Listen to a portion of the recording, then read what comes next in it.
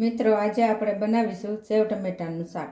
તો આ છે તેની સામગ્રી. 2 ટમેટા લીધા છે, ચણાનો લોટ છે, કોથમીર સુધારેલી છે, મસાલો છે, સ્વાદ પ્રમાણે મીઠું અને ખાંડ. હવે તેને પહેલાં ટમેટાને સુધારી લઈશું ઝીણા રીતે. બહુ મોટા નથી સુધારવાના, સરસ રસો થઈ જાય. તો હવે આ ટમેટા સુધારાઈ ગયા છે, તો તેને આપણે તેલમાં વઘારી નાખીશું. ગેસ ચાલુ કરી તવો મૂકી દઈશું. પછી તેમાં 3-4 પાવા તેલ નાખી દેવાનું છે. તેલ થોડુંક વધારે નાખવાનું એટલે સરસ શાક બને.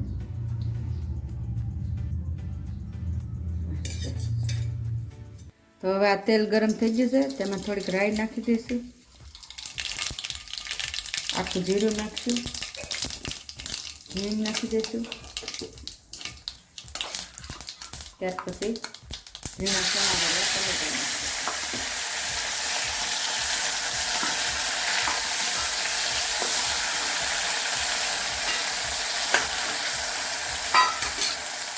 તેમાં સ્વાદ પ્રમાણે મીઠું નાખી દઈશું. 1 ચમચી ખાંડ નાખવાની, એટલે ખાટું મીઠું સરસ શાક બને. તેમાં થોડીક હળદર નાખી દઈશું, 1 ચમચી લાલ મરચું નાખશું, દળેલું જીરું નાખશું. આમાં લસણવાળી ચટણી પણ નાખી શકાય તો સરસ સ્વાદ આવે.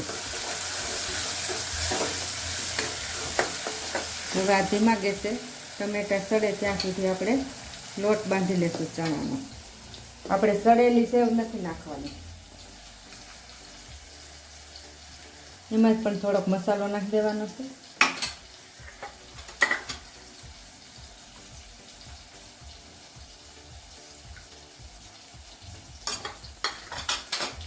પછી તેને કઠણથી બાંધી લેવાની થોડીક.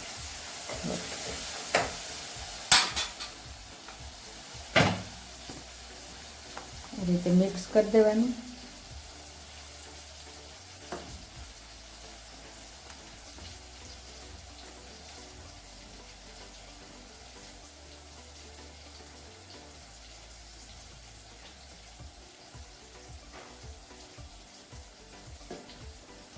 બહુ ઢીલો નહીં બાંધવાનો, નકર છે ને સેવ ન પડે.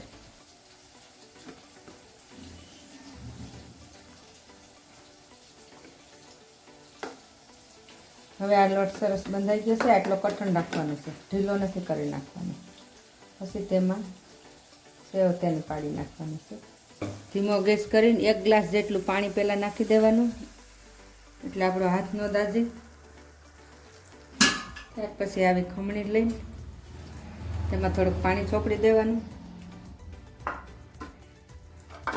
પછી આ બાંધેલો લોટ લઈને પાણીવાળો હાથ કરી પછી આવી રીતે પાડી નાખવાની છે.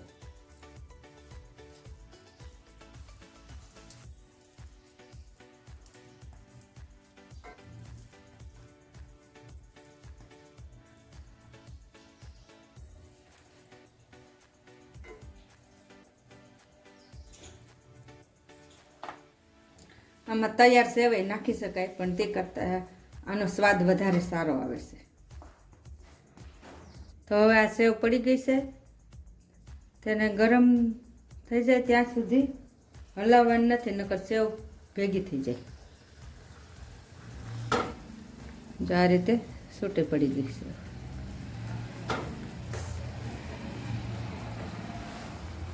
તૈયાર સેવનું શાક કરીને એથી આ સરસ મીઠું શાક બને છે. પછી આને સડવા દેવાનું છે ધીમા ગેસે. આને 5 મિનિટ સુધી સડવા દેવાનું છે. તો હવે 5 મિનિટ થઈ ગઈ છે અને આ શાક બરોબર સડી ગયું છે. હવે તેમાં થોડી કોથમીર ઉમેરી દઈશું, સરસ કલર આવી જશે. આને ભાખરી હારે ખાઈ શકાય, બાજરાના રોટલા હારે અને રોટલી હારે મસ્ત લાગે છે.